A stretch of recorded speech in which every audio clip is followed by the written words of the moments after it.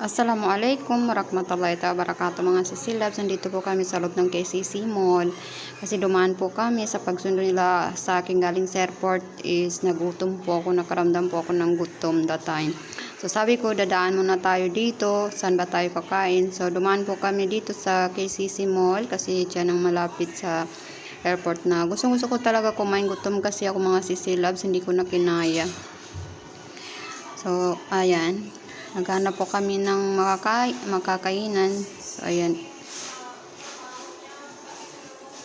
Ang daming tao mga sisilab nakatingin sa akin. That time. Daming tao talaga. Siguro sa November 25, Monday.